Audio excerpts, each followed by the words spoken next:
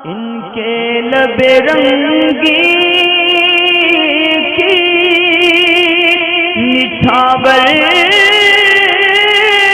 थी कि जिसने। आस मोहम्मद भाई पूछते हैं ज़कात के ताल्लुक से कि ज़कात किस तरह अदा की जाती है। और अभी एक मैसेज भी आया था कि 20,000 जिसकी तनख्वाह उसको ज़कात कितनी देनी है। तो ज़कात में ये क़ैद नहीं होती कि तनख्वाह 20,000 हो या 50,000 हो। और इन्होंने कहा था कि मेरे बैंक अकाउंट में 50,000 रुपये लेकिन अभी से 8 महीने हुए तो मुझे इसकी कितनी ज़कात निकालनी है।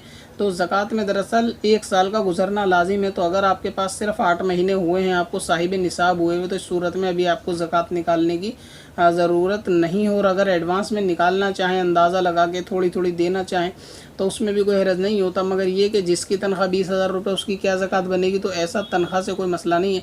जिसकी तनख्वाह 1 लाख रुपये महीना भी हो सकता है कि उस पर भी ज़कात ना बने कि 1 लाख रुपये महीना आता है मगर 90,000 रुपये ख़र्च हो जाता है या कहीं उसमें इन्वेस्ट हो जाता है कि उसके पास रहता ही नहीं या कर्ज़े में चला जाता है। तो ऐसी सूरत में 1 लाख रुपये महीने वाले पे भी ज़कात नहीं बनेगी।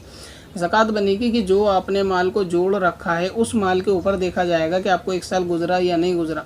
अगर चाहे आपकी तनख्वाह 20,000 रुपये और आपके पास हर महीने सिर्फ 500 या 1,000 रुपये ही खर्चे के बाद बचते हैं तो ऐसी सूरत में तो आप पे ज़कात नहीं बनेगी।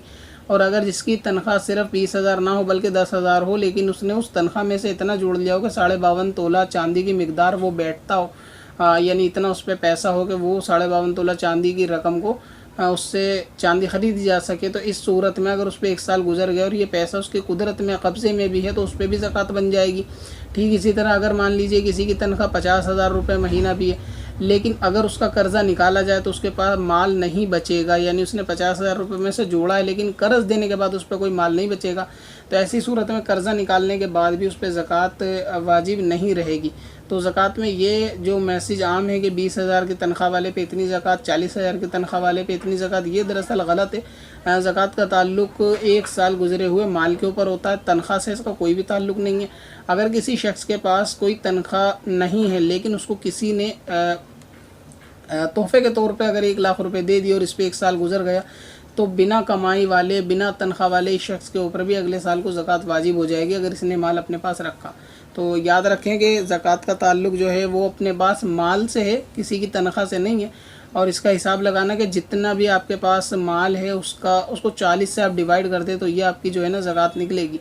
यानी किसी के पास अगर 1 लाख रुपए तो 1 लाख को 40 से भाग दें, जो जवाब आएगा वही आपकी ज़कात है। इसी तरह 2 लाख हो, 50,000 हो, 80,000 हो, ये पूछते हैं कि ज़कात किस तरह निकालेंगे तो परसेंटेज वगैरह को अंदाज़ा सही नहीं हो पाता है। तो इस सूरत में सबसे आसान यही है कि मोबाइल में जितनी रकम है 50,000 60,000 उसको आप डिवाइड कर दें 40 से, जो भी आपका आंसर आएगा वो आपकी ज़कात होगी।